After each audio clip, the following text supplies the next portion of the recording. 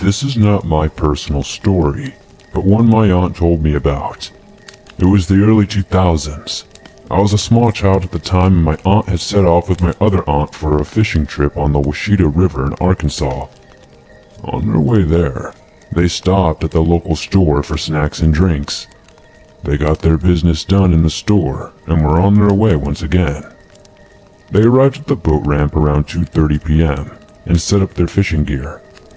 They fished for a few hours, catching a couple of fish, but mostly just passing the time by talking. They talked and talked until nightfall. Thinking they should probably pack up and head out, they began to gather their fishing gear and pack up. Before they reached the vehicle, though, a white sedan pulled into the boat ramp area. My oldest aunt could make out two figures in the vehicle. Instead of proceeding, they hid behind some rocks and watched them closely, waiting for them to get out. Almost positive the people in the car had not seen them, they stayed behind those rocks for some time, contemplating on what exactly they should do. From the angle they were at, they could tell that the car had the driver's side door blocked. They sat there for a while, waiting for the car to pull out of the parking lot, but it never did. So, with barely any service, my oldest aunt managed to get a hold of my uncle and tell him about the mysterious white car hindering them from getting in and leaving. With no hesitation, being the big bad dude my uncle is, he was on his way. Several minutes had passed, but eventually, my aunt could see the headlights of my uncle pulling into the ramp parking area. About the time he stepped out, a pistol on his hip, that is when the white car roared to life and sped out of there. In relief, my two aunts, shaken up from the experience, came out from behind the rocks. They wanted to follow the car, but with no knowledge of the direction it went, they decided not to, and reported the incident to the authorities instead. Nothing ever became of the incident, and I have since grown up and moved away from my home state. I live in North Carolina now, and I've had a few of my own scary encounters that I will be sharing in the future. I sometimes wonder, what would have happened had my two aunts tried to get into their vehicle, and what sinister ideas the two in that car had planned.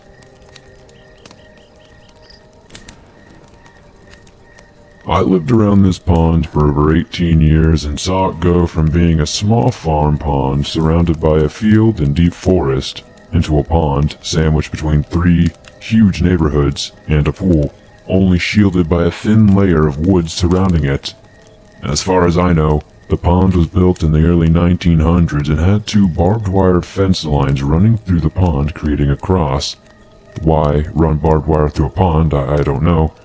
There were only two incredibly old houses to the right of the pond and a neighborhood, 100 yards through the woods on the left. Growing up, the pond was sort of our local legend, and every kid refused to go explore it. Fast forward 10 years and I was an avid fisherman who would spend almost every day after school trying out new waterways in my local area and to try to find the hottest fishing spots. None were as convenient or as plentiful as this pond, which I ended up at just about every other day. My first strange occurrence here was when one summer night I stayed out past dark to try and get a few more bites, when all of a sudden, light flooded from behind me as if a big truck had just parked with its brights on. I immediately turned, thinking possibly a car had just parked in its driveway at the houses about 100 yards behind me through the woods. Nothing was there though, and from this angle, there were no way headlights could have traveled like that. I decided that that was enough for tonight, and left the trail leading to the nearby pool parking lot. The second one was months later, but a very eventful evening. As I was walking down the trail from the pool to the pond with my fishing bag on my back, I felt clear as day my backpack get pushed from the side, as if someone were trying to spin me towards them. This happened in the exact same spot as where I was standing when the light had hit me. I stood there for a second and looked in the water. I thought maybe I had walked into a fishing line or something. To my surprise, there in the water was a small clay statue of a Ganesh and a coconut. Now, seeing Hindu and Indian culture was nothing new to me, as the area I lived in had the highest population density of Indian people in America, and many of my lifelong best friends are Indian. But what shocked me was it was as if something wanted to get my attention and say, "Check this out." Honestly, this was slightly comforting, as I went from being freaked out from being pushed to be amazed and intrigued by what I believe it was pointing me towards. Story 3 is more of an explanation about the spot that every occurrence seemed to happen at. The spot was just a little entrance in the brush where you could fish from, and it was about a 6-foot by 6-foot area where grass did not really seem to grow for whatever reason, and it had an exotic looking tree that was clearly not native hanging above it, about 10 feet off the ground. In this spot there was almost always a small animal hanging out, which would never take its eyes off of you until you got within 3 feet of it, usually a bunny, but often a squirrel or a bird. If there was not an animal there, there might be an object. One time there was a knife, another strange pieces of old wood, colored rocks a different time, and one time, I think it was a $500 watch. It was as if someone was just coming and purposely leaving strange things in this spot, or as if it were spawning here like a video game. Oddly enough, I was never freaked out by this spot and would just go there with friends and hang out on nice days. It had sort of a nice aura to it, and looked so interesting that it was hard not to appreciate. This is the last experience I have had at that pond, and by far the creepiest and craziest one. One day, me and a buddy of mine and a couple of girls headed up to the pond to hang out after school. While hanging out, conveniently at the same spot, we see a small child about 3 to 5 years old come running up from an old house on the other side of the pond. Concerned, we ask the kid what he is doing, where his parents are, and all of that. The kid seems very disinterested in what we are asking him and keeps asking us questions if we're kids or if we are grown-ups. You know, that typical stuff. When all of a sudden he turns the other way and starts talking to someone that is 100% not there. The person he is talking to is seemingly trying to get him to go back to his parents, as the kid seems to be protesting this, saying he just wants to play with us instead. And this is the craziest part. The kid starts barking towards the water and pointing and says, "Look, it's my dog, do you see him?" As if he is pointing straight towards the center of the pond. We ask where his dog is. "He's in the water barking at me." "That's where he drowned a year ago." All of us stood there speechless for a moment, and then took him back to the other side of the pond where his dad met us to take him home. I know kids have wild imaginations, and often have imaginary friends, but this did not seem make-believe to me. It genuinely seemed like he was talking to a fifth person who was not there, and was responding to whatever they were saying. I almost feel as if this was one specific spot at the pond that has a sort of video game spawn point effect, if that makes any sense. I have half a dozen other crazy stories of things I've seen at this spot, but these are probably the craziest ones. So at the end of August, this guy I was talking to, who is now my boyfriend, he was 43 years old and wears a size 12 shoe, which is important for later, and myself, who is a 21-year-old female, went fishing. We went to one of our normal spots, a spillway type deal coming off a mountain tucked into a small bowl-like valley. There's a nice little pool there, so we go fishing and it is like 10 p.m. We'd seriously just gotten there and set up when a giant rock came flying into the middle of the pool. We hollered out, "Hey, we're fishing down here. Sorry for disturbing your camping, but we're done setting up and just want a quiet night." A second later, another rock came flying and landed 2 feet away from us. We decided to go investigate who was chucking rocks at us. I go and shut off our side-by-side so there are no lights. We go up to where the rock seemed to be coming from and did not see anyone or any footprints. We go back down to our little hole and feel like someone is watching us from the side of the valley. I was starting to freak out a little bit, but not knowing what to do or what to say, I just sat there. I'm not really a wimp, usually I'm a big tough girl with a big mouth, but this is something I've never dealt with. Another rock comes flying down into the pool. I clean up my stuff and go to my boyfriend and say I am leaving with or without him. He agrees to leave and we pack up. I tell him I felt like we were being watched from both sides and he agrees. Well, he was angry, so he goes back to check out where we were the next day.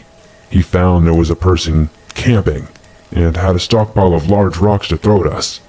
Whoever it was dug out a hole to sleep in, and my boyfriend found footprints.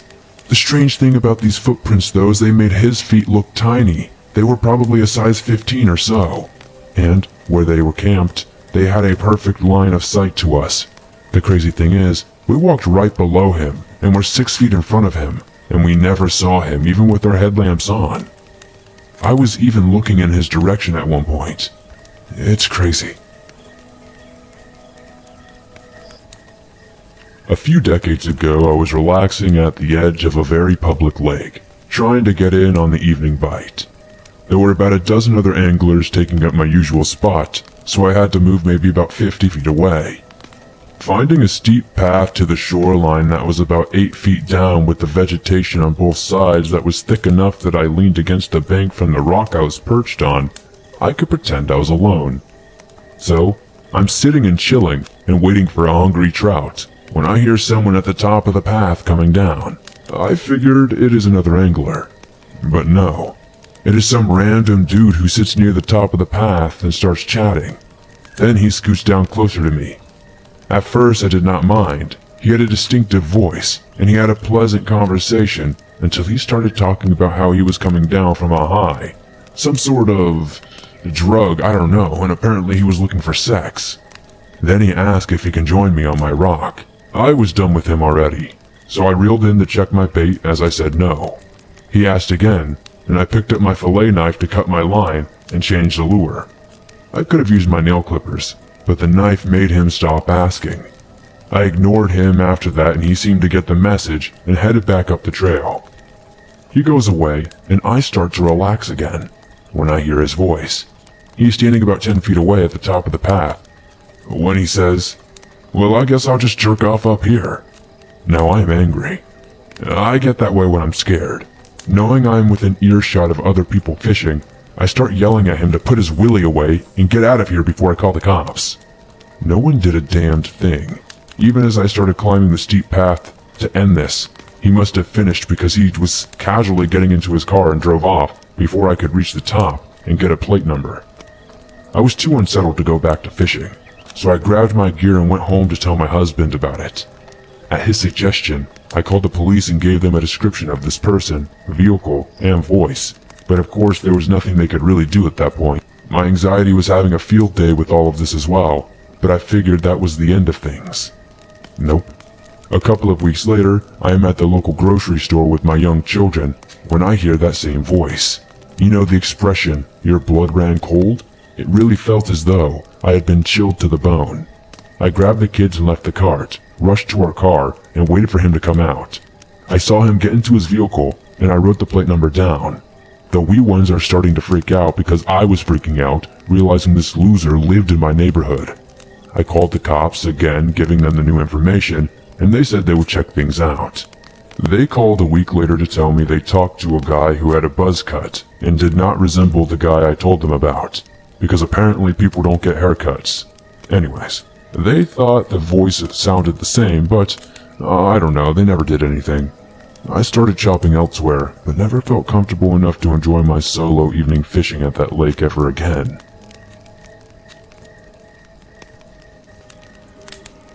Hey Swamp, I'm a long-time listener, first time submitting a story though. This may not seem scary to others, but it got the attention of me and my fiance real quick. First off, we are from a small town in Georgia, and we love to go fishing whenever we can. This time I was hoping to work on my aim. We love to go to this creek, but we will keep it anonymous for this story because you're really not supposed to fish there. On Sunday, August 2nd, 2020, we started our day fishing off the bridge to the creek and drinking a few Corona beers to aim at after we drank them. But since the turtles had started to invade the front of the creek, the fish were not really biting all that well. So we decided to go to the back of the creek off a dirt road we had to drive down. When we got there, it was quiet and peaceful. He cast my line, and as soon as it hit the water, I had a bite. It was a shell cracker, so we decided to throw it back. But since we were just fishing for sports and not for food, on this day I had more luck fishing than him.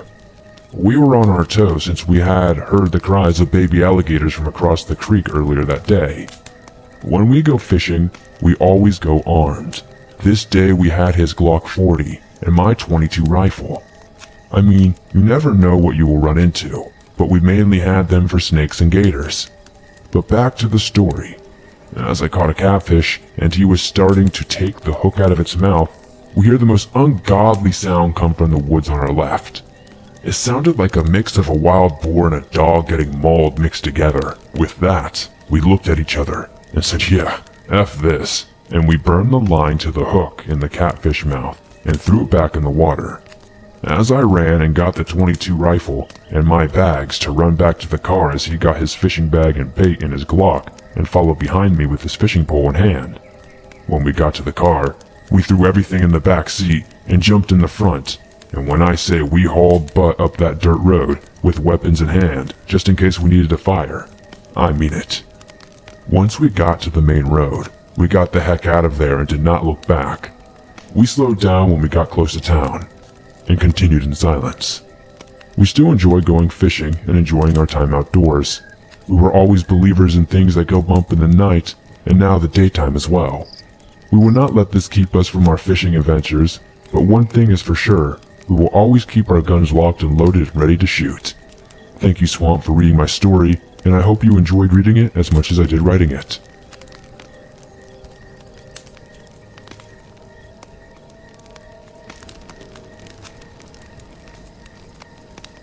For the longest time now, my one true passion in life has been fishing. I have a high-pressure job as a stock trader in my hometown of Philadelphia, and nothing seems to help me unwind from a stressful week quite like a day's worth of fishing. I think it is the combination of the serene setting, the slow, steady pace of it, and the fact that I am reconnecting with nature. When most of my life is spent in a stuffy office space staring at a computer screen. But there has always been one dream fishing trip that I've always wanted to go on, but never really had the time to arrange. And that is bow fishing down in Louisiana. Ever since I saw a segment on it on the World Fishing Network, I was just dying to try it. I always wanted to try out archery too, so combining that with my passion for fishing just seemed like the obvious choice. I had mentioned it to my wife once or twice, and being the great listener that she is, she ended up arranging a trip down into the bayou for myself and a few of my buddies for my 37th birthday. We flew down to New Orleans on a Friday morning, which I had no idea was named after Louis Armstrong. Then, spent the day hanging around Bourbon Street, drinking cocktails and soaking up the jazz. Then, after fighting off the hangovers the next day, we drove down along the Mississippi River to this little place called Burris, where we found ourselves at New Orleans bow fishing charters. The guys down there were awesome, sharing all of their little tricks and techniques with us to ensure we would have as much of a lucrative trip as possible. Then, once the sun had set, we loaded up into the boat and set off into the swamps. It really was like a dream come true for me. The landscape down there really is something to behold. But here's the thing. The shallow bottom boat we were on had these floodlights on it, just below the waterline. Most fishermen will tell you that this is basically cheating, since the fish tend to be attracted to lights. But since we were just using bows and arrows, I guess it kind of evened out the odds. However, having lights on your boat like that totally ruins your night vision.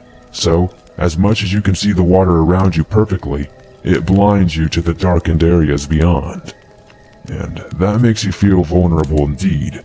There could have been anything out there in the darkness, just watching us, and we would have absolutely no idea it was ever there.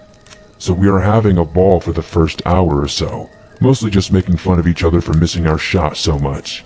But eventually, we started getting the hang of this whole accuracy thing. We are pulling in all kinds of black drums, redfish, and flounder, which are delicious by the way. But I could not see any of the fish I wanted to shoot, and that was alligator gar. I had my heart set on getting my hands on a big 10-footer to show the guys back at the office, but I was worried the entire trip might pass before I get the chance to shoot one. But eventually, one of my buddies is looking over the side of the boat into the brightly lit but murky waters, when he calls out to me that he sees a big old gar hiding among some reeds just a few feet away. He knew I was after one, as was everyone, so everyone got out of the birthday boy's way so I could get a clear shot on it. So there I was, right on the edge of the boat with my bow and arrow in hand, trying to get myself a good aim on this gar. Jesus Christ, was this thing huge. I mean, it was easily a 10-footer, the same exact kind of monster that I had been dreaming of getting my hands on, and I really had to regulate my breathing to keep my hands from shaking too much. Only just as I start to get a steady aim on the thing, and I'm about to fire the arrow into the water, it starts to slowly creep further away from the boat, almost like this damn thing knew I had my eyes on it, but I was not going to let it get away. And as dumb as this was, I start leaning over the edge of the boat as to not lose it. That is when I lose my balance, and I start wobbling and tipping over the side of the boat before my buddies could reach out to grab me and reel me in. Bow in hand, I crash into the murky waters head first, getting absolutely soaked in the process. I can hear the guys in the boat laughing their asses off before I even resurface, and when I finally do, I got to admit, I was laughing too. But as I look up from the water, they do not look so cheerful anymore. They are all just looking behind at me, staring at something with these looks of terror on their faces. I'm all like, what's the problem? Before I look behind me, I see a pair of glassy eyes glowing in the lights of the boat, just before they disappear under the water. It was a gator, and it was huge. I start scrambling to get back to the boat, trying and failing to scale the side of it before the thing got me. All my buddies rush to my side and try to grab me, but the bow fishing instructor rushes to the opposite side, grabbing one of my two friends and imploring them to do the same, lest we tip the whole thing over and all end up in the water. Just as they get a grip on me and start dragging me upwards, I feel an intense pressure on my right boot. It was horrible. I just start screaming, "It's got me! It's got me!" over and over, feeling my leg beginning to stretch from the guys dragging me up and the gator trying to drag me down. Then suddenly I am free, and the guys can pull me back into the boat. But that did not bring any relief, as in that moment I can think of, is this how this gator has bitten my damn foot off? There was no pain, but I have heard in those adrenaline-fueled moments you do not feel the massive injury that has been inflicted on you.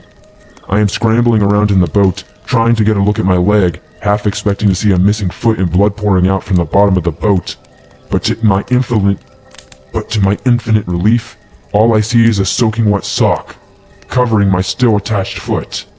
The pure relief I felt in that moment I can hardly put into words, and it did not take me all that long to figure out that a hangover had basically saved my life. Since I was feeling so rough that morning, I had not bothered to tie my boots up all that tight, giving them enough slack to allow the gator to pull it straight off of my foot. It was without the single most terrifying moment of my entire life. Seeing that thing's eyes practically glowing in the floodlights of the boat put the absolute fear of God into me. And I know how lucky I am that I was able to walk away from the situation with all of my limbs still attached and relatively unharmed. I could just as easily bled to death lying on the floor of that boat, thousands of miles away from my kids, my wife, and my family, while my buddies looked on helplessly. We took a fair amount out of the swamps that night, and I suppose it was only right that the swamps took something back. I did not manage to catch the gar I had been lusting for in the end, but that was okay by me. I am just happy that I did not get eaten by an alligator.